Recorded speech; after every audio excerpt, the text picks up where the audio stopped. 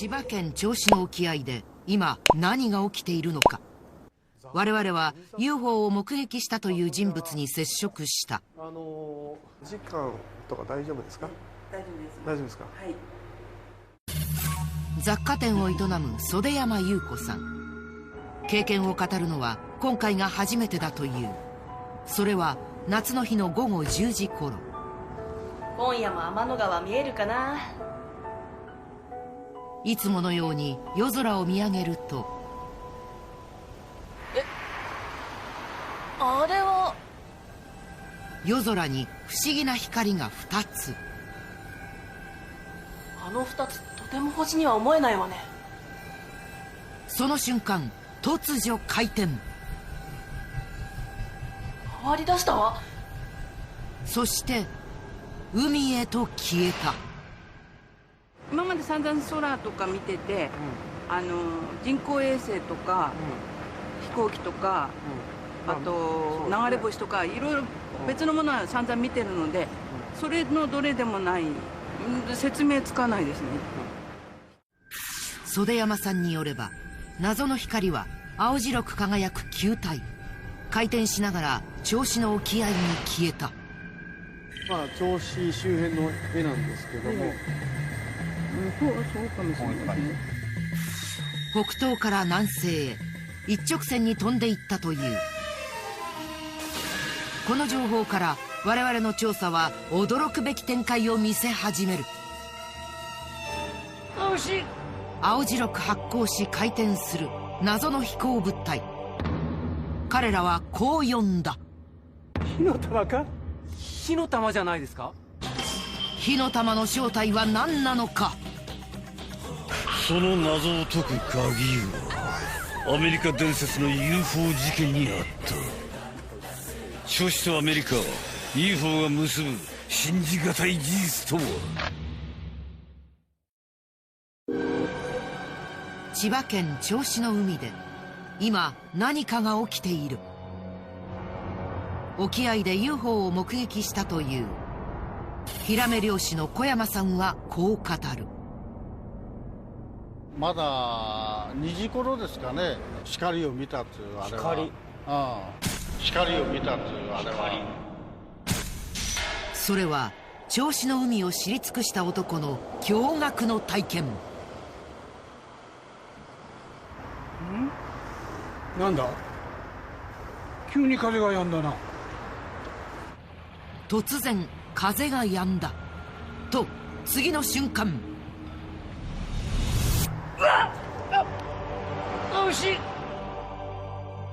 北東の空に巨大な光。な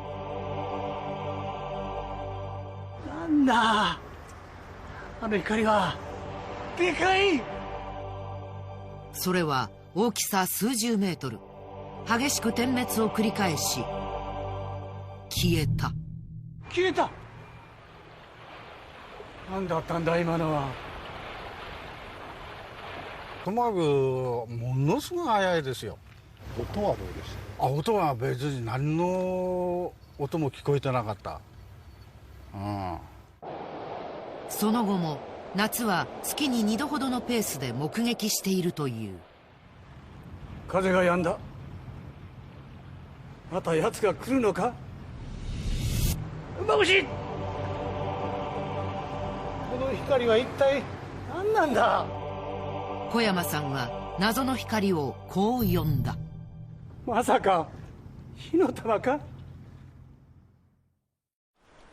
そして驚くべきことが。そうだ、小山さん、昨日また火の玉見たって？そうなんだ。また火の玉か。実は仲間たちも同じ物体を目撃し火の玉と呼んでいた。小山さん、絶対黙ってた方がいいぞ。ああ、その方がいい。そうだな。やっぱりバカにされますからね。それあんまり言うと、知る人は知ってても知らない人は何言ってんだっていうようなことが多いですからね。今回初めて証言した小山さんによれば、火の玉の直径は数十メートル。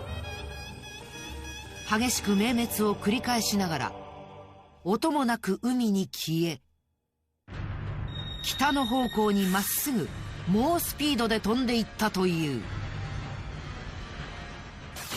さらに事態は大きく動き出す。銚子電鉄副社長藤本さんの驚くべき証言。あんまり大きなこと言えないですけど、実は私もね、もしかしたらその流れ星の一種だったかもしれないですけど、光るやつがさっと流れたと。それは昨年の秋、海の近くで建設業者と打ち合わせをしていた時だった。なんだあの白い光は。水平線上で尾を引いて飛ぶ光。流れ星か。なんでしょう。飛行機にしてはあまりにも速すぎる。もしかしてあれ火の玉じゃないですか。火の玉。そんなバカな。飛行機かなんかだろう。あ、その光は銚子沖を北に進み消えたという。さらに今年2月午前5時頃、夜を徹して書類整理を終えると、嘘だろ。窓の外に謎の球体。ちょうどゴルフボールよりちょっと小さいぐらいの球体、銀色の球体がホバーリングしてるのが見えたんですよね。球体が上空でホバリング。すると回転してる。輝きながら高速で回る。風船とかだったら動くじゃないですか。動かないことは絶対ないですよね。一点に止まってるんで、これは間違いないと思ったんですね。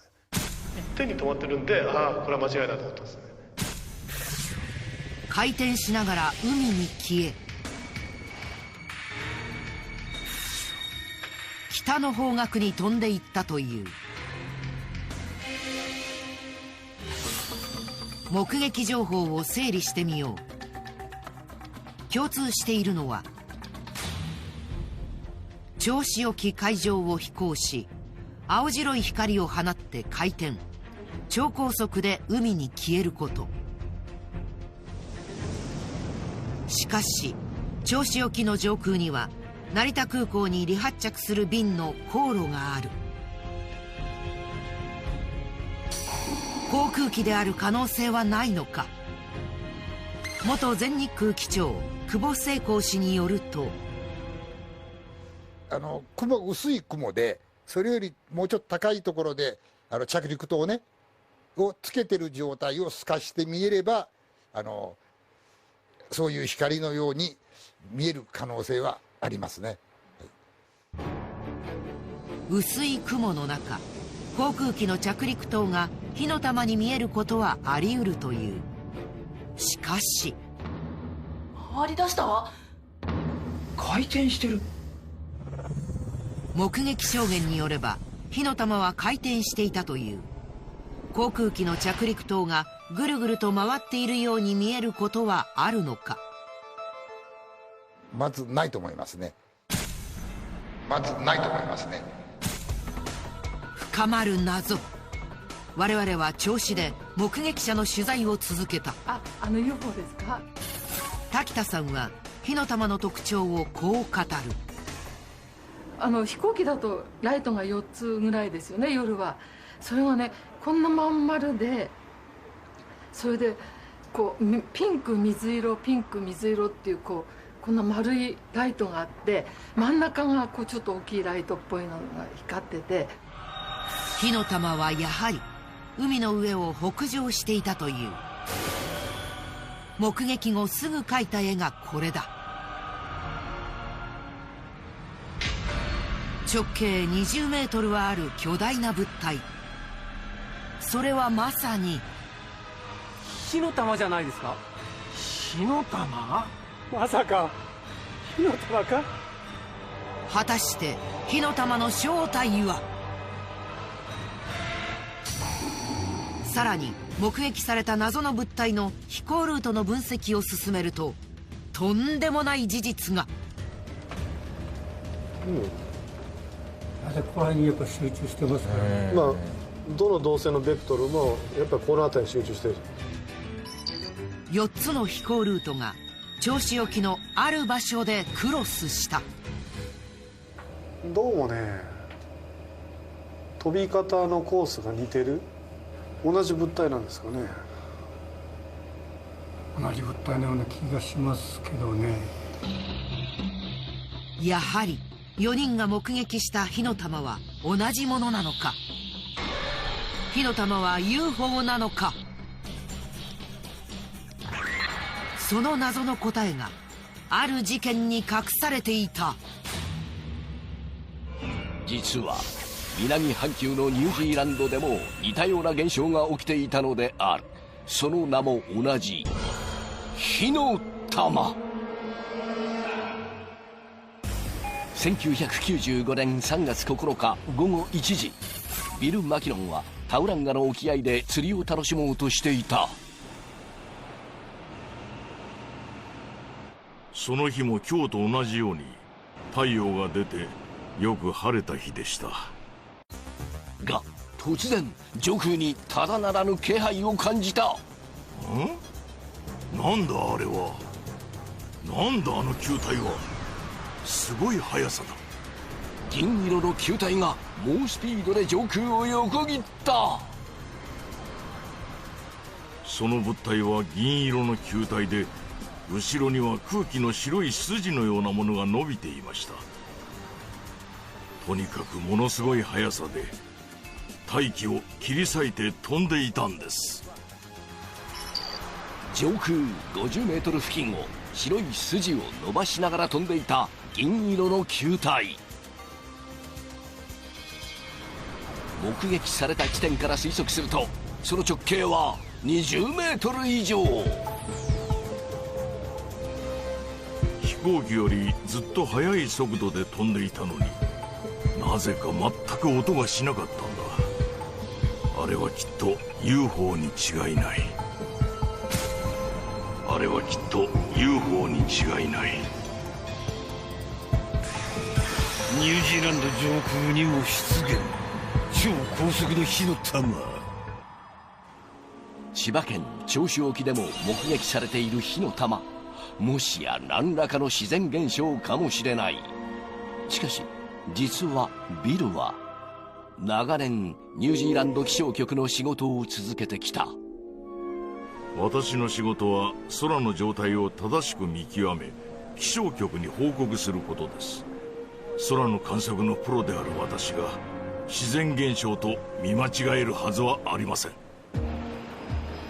ビルは謎を解明するためある人物に連絡を取った。 UFO 研究家のスザーン・ハンセンが調査結果を語る。目撃者はビルだけではありませんでした。あの球体は UFO に間違いないでしょう。目撃者はビルだけではなかった。タウランガから100キロほど内陸の町ハミルトン市内にも目撃者がいたのだ。タウランガの海上を飛ぶ球体をビルが目撃した。そのわずか3分後、ハミルトンの航空管制官グライムの目にもあの銀色の球体が飛び込んできた。キラキラと光る物体が突然現れたんです。なんだあの光は。目の前を横切っていく球体。なんだあの球体、ものすごい速さだ。太陽の光を鏡で反射させたようなとても明るい光でした。それがものすごいスピードで空を駆け抜けていったんです。すぐレーダー室に問い合わせてくれ。グライムはすぐレーダーに映っていないか問い合わせた。しかしそんな飛行物体などないと言われました。レーダーに全く映っていなかったのです。なぜか飛行物体はレーダーに感知されなかった。なんだあの光は。ビルやグライムが目撃した超高速飛行物体の正体とは。巨大な火の玉と名付けられた謎の物体、それはでかい銚子の沖合を飛ぶ火の玉と同じものなのか。グライムの説は、まず考えられるのは戦闘機です。戦闘機説。もし謎の球体が戦闘機ならば、球体から空気の波のようなものが伸びていたというビルの証言にも説明がつく。航空機が超音速に達すると機体周辺の空気圧が変わり、水蒸気が凝結して雲が生まれるのだ。火の玉の正体は戦闘機なのか。しかし戦闘機だったらいくら超高速でもレーダーに映るはずなんです。やっぱり UFO としか考えられませんよ。私は確信しました。あの火の玉は地球のものではなく、地球外から来た宇宙船ですよ。地球外から来た宇宙船ですよ。謎の球体は地球外から来た宇宙船だが、天文学者は UFO 説を否定。私は多分火球だと思います。火球とは、まさか火の玉の正体はこれだったのか。ニュージーランドの上空に出現した火の玉の正体。天文学者の推測は、私は多分火球だと思います。火球、それは一体。火球とはとても明るい流星のことです。流星が通った後の空気が高温になり、しばらく光り輝くことがあるのです。この映像をご覧いただきたい。2013年2月15日、ロシアのチェリャビンスク上空に突如出現した火球。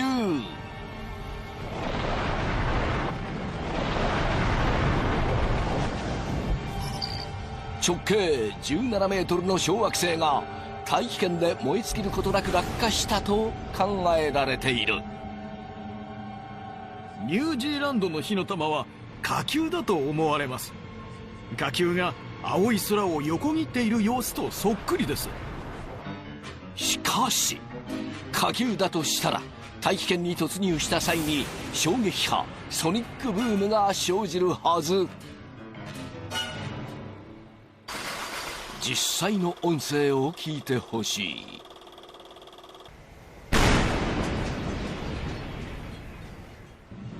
この衝撃波で多くの窓ガラスが割れ、人的被害も出た。一方、目撃された火の玉は全く音がしなかった。しかも火球のように落下した痕跡がどこにもない。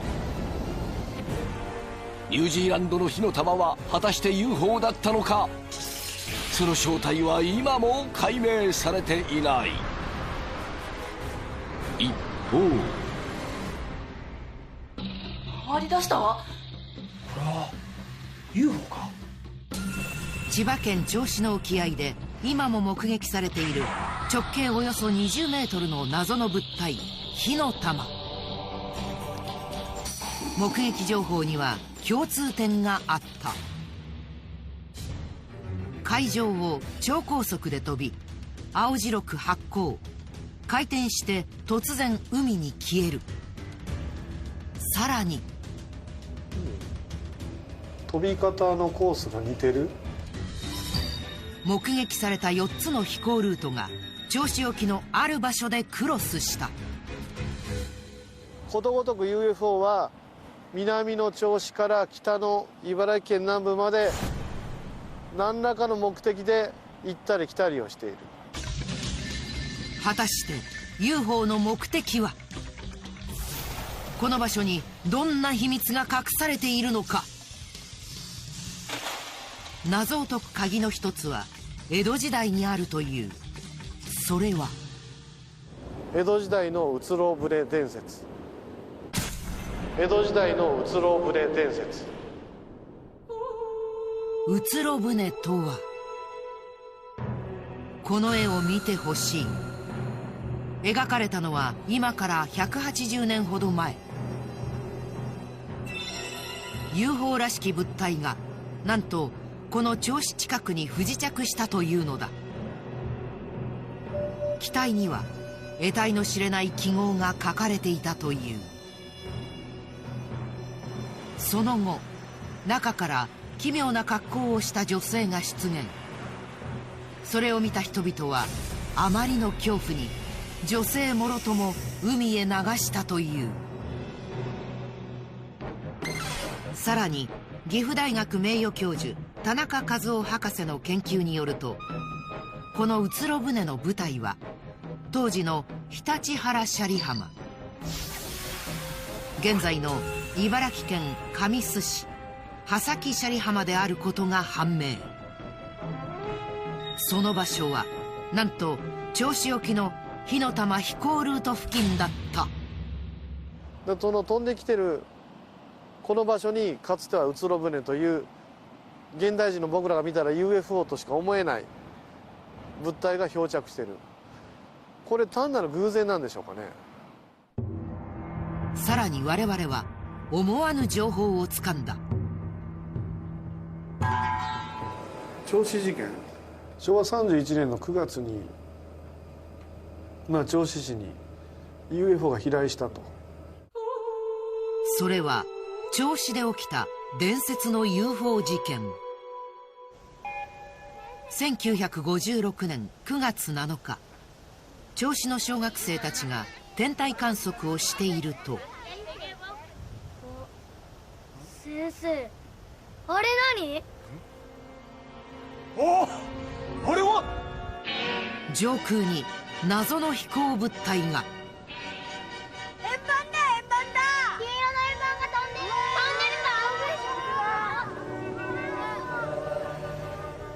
もしかしたらこれが UFO か。とその時、先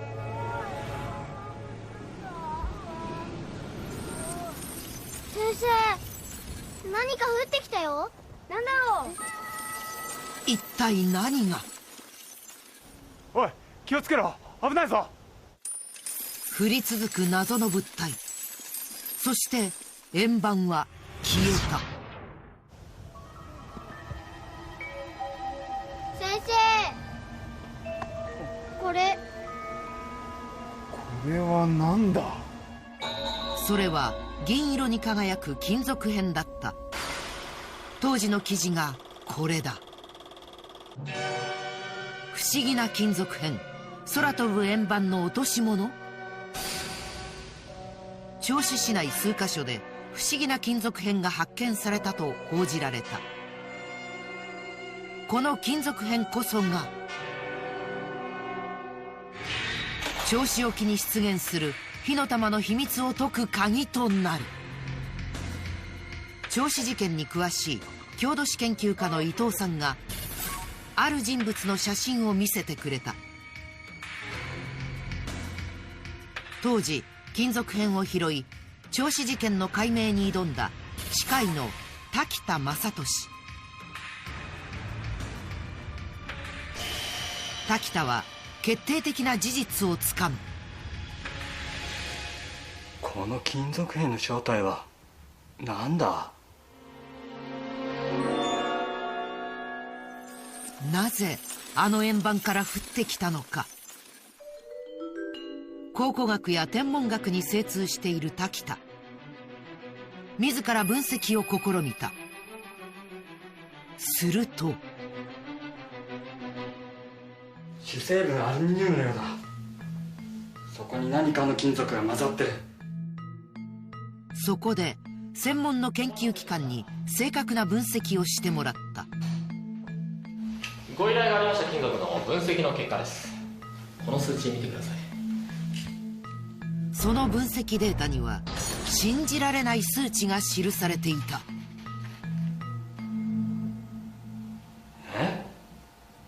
鉛が 10%？ 金属片の主成分はアルミニウム。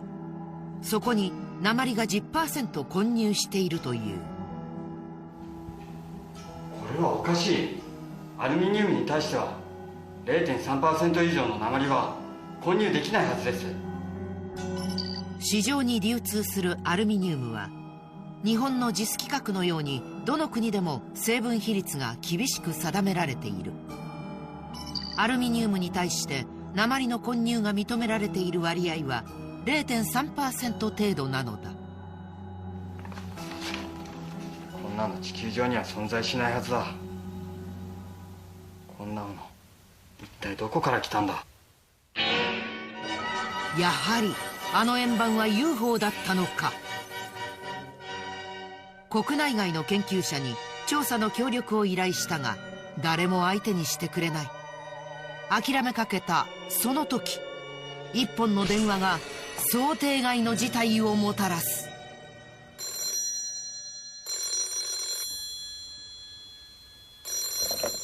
はい、滝田です。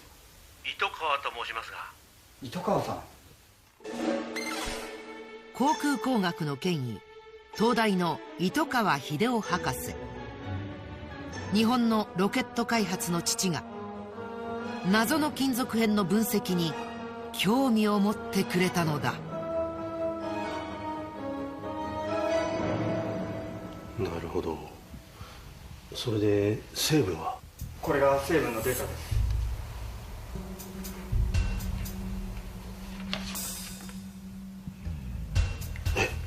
博士、教えてください。この金属片の正体を。糸川博士の答えは、この金属片は米軍が開発中のロケットに使われているものかもしれないですね。米軍が開発中のロケット？ええ。アメリカ軍のロケットで使っているもの？冷戦時代、アメリカは国を挙げてロケット研究を推し進めていた。金属片を降らした円盤はアメリカのものだったのか。滝田はアメリカ大使館で疑問をぶつけた。これは米軍が扱ったものではないのですか？我が軍がですか？どうなのですか？とりあえずこの金属片と資料は預からせてください。とにかく確認してみますよ。よろしくお願いします。金属片と資料を全て預けた。しかし、なぜだ？なぜ連絡が来ないんだ？1ヶ月が過ぎてもアメリカ大使館から返事がない。再び担当者を訪ねると、実はあの金属片ですが、あれはそもそも我々アメリカ軍が所有するものです。分析結果については教えることはできません。それはどういうことなんですか？やっぱりあの金属はアメリカの機密情報なんですか？お答えできません。あの飛行物体の正体は何なんですか？知りません。わかりました。では金属片と資料全て返してください。それは無理です。お帰りください。絶対何かがおかしい。資料や証拠を全て失い、銚子事件の謎を解く希望もついえたかに見えた。しかし郷土史研究家の伊藤さんが驚くべきものを見せてくれた。これがですね、ちょっと待ってください。これ滝田先生の直筆なんですが、1961年の1月頃に金ヶ浜の荒れ畑で拾ってた。61年。果たしてこれは。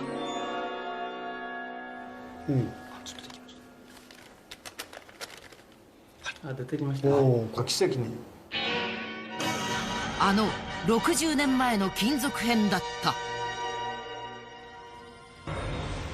実は滝田はその後5年をかけあの金属片を探し出していたのだ。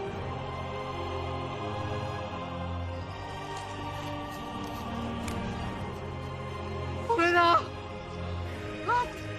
た謎を解き明かしたい。滝田の執念が奇跡を生んだ。銚子事件で UFO が飛来した時にいっぱい金属片が落ちたという記録があるだけで、じゃあその飛来した金属片はどこに行ったのか、僕らずっと探してたわけですよ。それがあったということは僕は奇跡に、もうこれだって60年近く昔のものがねあったという。滝田の死後、金属片は大切に保管され伊藤さんへと引き継がれていた。しかしなぜアメリカは銚子事件の証拠全てを持ち去ったのか。何を隠したかったのか。そして驚愕の事実が判明する。回り出したわ。これは UFO か。まさか火の玉か。数々の UFO 目撃情報がクロスした一体。その場所はなんと米軍の演習区域ですね。米軍の演習区域、はい、火の玉の出現にはやはりアメリカ軍が関係しているのか。60年の時を超え世紀の謎に迫る。